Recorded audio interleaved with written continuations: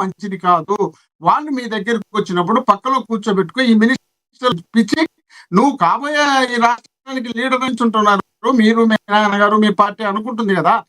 పక్కలో కూర్చోబెట్టుకో ఏందన్న విషయం ఎప్పుడు నుండి ఏమి మనకు జరిగిన లోపాలేంటి, ఆ లోపాల మధ్య బాధ్యత ఏంటి, మనం దానిపైన ఏదైనా చేయాల్సి ఉంటే చేద్దామన్న కూర్చొని యూనియన్ నాయకులతో చనిపోయినటువంటి కుటుంబాలతో అక్కడికక్కడ అప్పటికప్పుడు ఏం పరిష్కరిస్తారు. వాళ్ళని శవాలు పడిపోయినటువంటి శవాలను చూసుకోకుండా వాళ్ళ కుటుంబ సభ్యులను కూడా చూడకుండా పోలీసులతో లాఠీ చార్జ్ చేయించి ఆ శవాలను తీసుకొచ్చి హాస్పిటల్ పెట్టి వాటిని పిఎం చేసి ఆ తర్వాత మరుసటి రోజు ఒక శవం చనిపోతే అక్కడికి జగన్మోహన్ రెడ్డి గారు అయిపోతున్నారంటే ఉదయం 8 గంటలకు చనిపోతే 10 గంటలకే పిఎం అన్ని చేసి ఎత్తేసి పంపించినారు. ఎంత దారుణంగా మీరు ప్రవర్తిస్తూ మళ్ళీ మమ్మల్ని ఏదో వైఎస్ఆర్ కాంగ్రెస్ పార్టీ డ్యామేజ్ చేసిందట, వైఎస్ఆర్ కాంగ్రెస్ పార్టీ ఇబ్బంది పెడుతుందట, వైఎస్ఆర్ కాంగ్రెస్ పార్టీ రాజకీయం చేస్తుందట.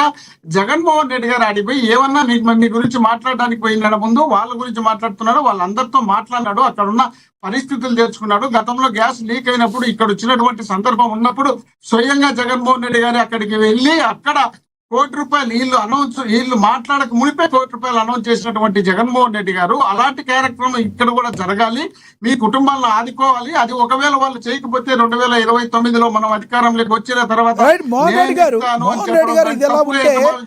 రాజు కసిరెడ్డి గారిని ఈడీ అదుపులోకి తీసుకుంది. ఆయన ఆల్రెడీ బెయిల్ మీద ఉన్నారు మనకు తెలుసు. ఇక జగన్మోహన్ రెడ్డి అనుచరులుగా భావించే కొంతమంది మాజీ మంత్రి కారుమూరి నాగేశ్వరరావు గారు కావచ్చు, మాజీ మంత్రి, త్వరలోనే మరిన్ని అరెస్టులు జరిగే అవకాశం ఉందన్నట్టు తెలుస్తుంది. ఎలా చూస్తారు ఈ అరెస్ట్ని? ఇప్పుడు ఇది వరకు అది వేరే సబ్జెక్టు. ఈ సబ్జెక్ట్ లో మాట్లాడేటప్పుడు ఇప్పుడు ఏమవుతుందంటే రాష్ట్రంలో తెలుగుదేశం పార్టీ కూటమి అధికారంలో వచ్చిన తర్వాత వీళ్ళు చెప్పినటువంటి హామీలతో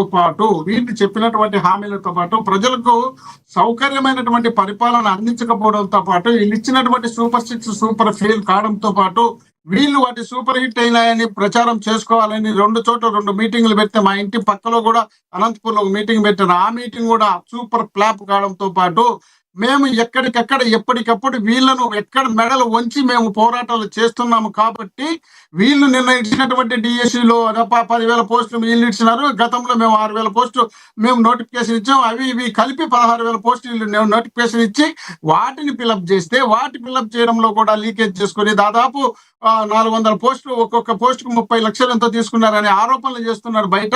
ఇలాంటివి చేసిన తర్వాత వీళ్ళు ఇంత ఇబ్బందికరమైనటువంటి సందర్భంలో ప్రభుత్వం ఉంది కాబట్టి ప్రభుత్వం ఇంత ఇబ్బందికరమైనటువంటి సందర్భం ఉన్నప్పుడు 3 పార్టీలు 3 కలిసి పరిపాలన చేస్తుంటే కేంద్రంలో అధికారంలో ఉంటే ఇన్ని చోట్ల ఇన్ని రకాలుగా వీళ్ళకి అవకాశాలు ఉన్నా కూడా వీళ్ళు ఈ అవకాశాన్ని వినియోగించుకోవడం చేత కాకపోయి పూర్తి స్థాయిలో ఫెయిల్ అయినారని జనంలోకి పోయింది. కాబట్టి అక్కడ జనం పూర్తి స్థాయిలో వీళ్ళ పాలన తిరుగుబాటు చేసే పరిస్థితి వస్తుంది. కాబట్టి అనేక రకాలుగా ఏదైనా సోషల్ మీడియాలో వచ్చినటువంటి వ్యక్తులను కూడా జైల్లో పెట్టించే కార్యక్రమం 20 నెలలు 10 నెలలు వాళ్ళను బెయిల్ రాకుండా చేసినటువంటి సందర్భం ఆంధ్రప్రదేశ్ లో జరుగుతుంది. కాబట్టి ఏదో విధంగా డైవర్ట్ చేయాలంటే ఇప్పుడు జరుగుతున్న లిక్కర్ స్కామ్ లో మోహన్ రెడ్డి గారు లిక్కర్ స్కామ్ లో 1,000 కోట్లు ఆయన ఇది చేశారని హవాలా కూడా నడిపించారు.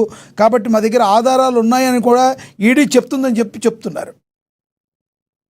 లక్ష్మణ గారు, ఎందుకంటే నేనే ఇప్పుడు కూడా రాజకీయం గురించి డిస్కషన్ కాదు, కానీ ఇప్పుడు 1,000 కోట్లు 1,00,000 కోట్లు మేము చంద్రబాబు నాయుడు గారు దానికి ఆపద్ధర్మ ముఖ్యమంత్రిగా ఉన్నప్పుడు 13 డిస్టిలరీలకు పర్మిషన్ ఇచ్చినాడు. ఆ పర్మిషన్ ఇచ్చినటువంటి డిస్టిలరీలే నడిచిన తర్వాత మేము ప్రభుత్వం అదెవరో లీడర్లు తీసుకొని బాగా గమనించండి, లీడర్లు తీసుకొని ప్రభుత్వం నుండి కొని ప్రభుత్వ ఎంప్లాయీస్ పెట్టి కొనిచ్చి ఉదయం 10 గంటలకు తెరిస్తే సాయంత్రం 8 గంటలకు మళ్ళీ క్లోజ్ చేసే కార్యక్రమం పెట్టి ఒక పద్ధతి ప్రకారం చేసి అది సాయంత్రం ఆ డబ్బులను తీసుకుపోయి మళ్ళీ గవర్నమెంట్ కి జమ చేస్తే దాదాపు మేము వాళ్లకు మాకు 14 నుండి 19 వరకు వాళ్ళు చేసినటువంటి మద్యం పైన మేము చేసిన 19 నుండి 24 మద్యం పైన 25,000 కోట్లు వాళ్ళకు మాకు తేడా ఉంది. 25,000 కోట్లు మేము బెనిఫిట్ చేసి ప్రభుత్వానికి మేము కడితే 75 వాళ్ళు 1,00,000 కోట్లు మేము చేస్తే వాళ్లకు మాకు ఇంత తేడా ఉండి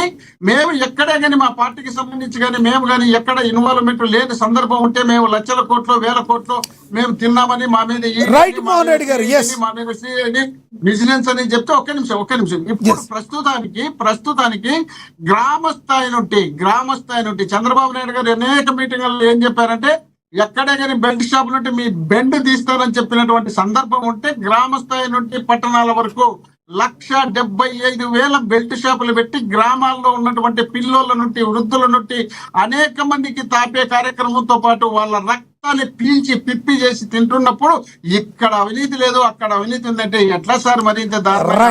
కేవలం మద్యం మేము విచ్చలవిడి చేయలేదు కాబట్టి మేము డ్యామేజ్ అయినాము. వీళ్ళు మద్యం విచ్చలవిడి చేసి వీళ్ళు మంచోళ్ళని చెప్పుకుంటే ఎట్లా అవుతుంది? దేవుడు చూస్తున్నాడు అన్నిటికీ. రైట్ మోహన్ రెడ్డి గారు, మీ అభిప్రాయం అర్థమైంది. మళ్ళీ మాట్లాడుతాం. మనతోటి అజయ్ గారు ఉన్నారు, టీడీపీ అధికార ప్రతినిధి. అయితే మాట్లాడుతాం. అజయ్ గారు నమస్తే అండి. లక్ష్మీనాథ్ గారు, మీకు, మోహన్ రెడ్డి అన్నకు, కృష్ణవేణి గారికి, అదేవిధంగా అయ్యప్ప గారికి, ఏఎన్ఎన్ ప్రేక్షకులు గుడ్ ఆఫ్టర్నూన్ అండి. ఎస్ అజయ్ గారు, మీరు మాట్లాడే ముందు జగన్మోహన్ రెడ్డి గారు మాట్లాడిన బయట రిప్లై అవుతుంది, చూద్దాం. ఇవాళ జరుగుతా ఉన్న ఘటనలో దాదాపుగా ఇప్పటికే 9 మంది చనిపోయారు. దాదాపుగా మరో 5 మంది హాస్పిటల్లో వైద్యం పొందుతా ఉన్నారు. ఈ 5 మందిలో కూడా ఒకరి పరిస్థితి విషమంగా ఉంది. వీళ్లకు కాంపన్సేషన్ విషయంలో నిన్న చంద్రబాబు నాయుడు గారి సుపుత్రుడు మాట్లాడుతూ ఆయన మాట్లాడిన మాటలు చూస్తే నిజంగా నాకు ఆశ్చర్యం అనిపిస్తుంది. మానవత్వం అన్నది ఎవరికైనా ఎక్కడైనా కానీ కొద్దో గొప్ప ఉండాలి కదా, ఇలాంటి మనుషులు కూడా ఉంటారా అనిపించింది. నిజంగా ఆయన అంటాడు 1,72,00,000 ఇస్తా ఉన్నాము అని చెప్పి. నాకు ఆశ్చర్యంగా నేను అడుగుతా ఉన్నా, అయ్యా లోకేష్ గారు, ఈ 1,72,00,000లో మీరు ఏదైతే మాట్లాడుతూ ఉన్నారో ఆ ఎంప్లాయీస్కు రైట్ఫుల్గా వాళ్ళకి రావాల్సిందే కదయ్యా నువ్వు ఇస్తూ ఉన్నావు, ఎక్స్ట్రా నువ్వేమి ఇస్తూ ఉన్నావు అని చెప్పి నేను అడుగుతా ఉన్నా. ఈ ఎంప్లాయీస్కి రావాల్సిన గ్రూప్ ఇన్సూరెన్స్ అయితేనేమి, ప్రావిడెంట్ ఫండ్ అయితేనేమి, గ్రాట్యుటీ అయితేనేమి, రిస్క్ ఇన్సూరెన్స్ అయితేనేమి, వీటి నేపథ్యంలో 1.45 crores వాళ్ళకి. రైట్, ఎలా చూస్తారు జగన్మోహన్ రెడ్డి గారి కమెంట్ని? లక్ష్మీనాథ్ గారు, విశాఖ స్టీల్ ప్లాంట్ లో నేను జరిగిన సంఘటన దురదృష్టకరం. ఎవరైతే మనుషులను కోల్పోయారో ఆ కుటుంబ సభ్యులకి నా ప్రగాఢ సానుభూతి తెలియజేస్తా ఉన్నాను. వారి ఆత్మశాంతి చేకూరాలని కోరుకుంటా ఉన్నాను. అదేవిధంగా ఎవరైతే హాస్పిటల్లో క్షతగాత్రులున్నారో వారు త్వరగా కోలుకొని వారి కుటుంబాలతో కలిసి జీవనం కొనసాగించాలని మనస్ఫూర్తిగా దేవుణ్ణి ప్రార్థిస్తా ఉన్నాను. ఇక నిన్న సంఘటన జరిగిన వెంటనే ఢిల్లీలో ఉన్న బాబు గారు, నారా చంద్రబాబు నాయుడు గారు, గౌరవ ఆంధ్రప్రదేశ్ రాష్ట్ర ముఖ్యమంత్రి గారు ఉన్నతాధికారులను అప్రమత్తం చేసి అక్కడికి ఉన్నతాధికారులను పంపడంతో పాటు కేంద్ర ప్రభుత్వ పెద్దలతో మాట్లాడి తక్షణమే అక్కడుండి కుమారస్వామి గారు, రామ్మోహన్ నాయుడు గారు, శ్రీనివాసవరం గారు, కేంద్ర మంత్రులు ముగ్గురు హుటాహుటిన సంఘటనా స్థలానికి చేరుకొని అక్కడ జరిగిన సంఘటన ఏదైతే దురదృష్టకర సంఘటన ఉందో దాన్ని పరిశీలించి ఆ కుటుంబాలకి కేంద్ర ప్రభుత్వం ఏ విధంగా అండగా ఉంటుంది, ఆంధ్రప్రదేశ్ లో ఉన్న ఎన్డీఏ ప్రభుత్వం ఏ విధంగా వాళ్ళకి తోడుగా నిలుస్తుందని చెప్పి 25 లక్షల రూపాయలు అనౌన్స్మెంట్ చేసి ప్రధానమంత్రి గారి నిధి నుండి 2 లక్షలు వీటిని తక్షణమే వాళ్ళకి అందజేయడం జరిగింది. ఇక వీటితో పాటు జగన్మోహన్ రెడ్డి గారిని నాకు అడిగారు, వాళ్ళకి రావాల్సిన డబ్బులే కదా మీకు ఇస్తా ఉన్నారు, దాని మించి మీ ప్రభుత్వం అత్యధికంగా వాళ్ళకి ఏం చేసింది? లక్ష్మీనాథ్ గారు, ఎవరైతే చనిపోయారో ఆ కుటుంబాలకి పర్మనెంట్ ఉద్యోగస్తులకు అయితే 2 కోట్ల రూపాయలు, కాంట్రాక్ట్ ఎంప్లాయ్కి అయితే 1 కోటి రూపాయలు అందుతా ఉన్నాయి.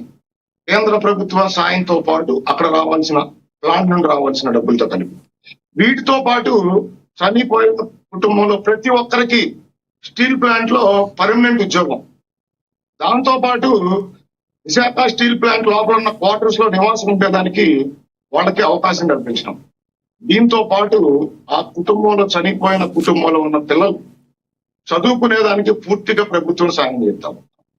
ఇవన్నీ ఒక 90 రోజుల్లో ఎన్డీఏ ప్రభుత్వం పూర్తి చేయబోతా ఉందని నారా లోకేష్ గారు క్లారిటీగా అక్కడ చెప్పడం జరిగింది. అక్కడికి వెళ్ళిన పవన్ కళ్యాణ్ గారు వాళ్ళని పరామర్శించడం జరిగింది.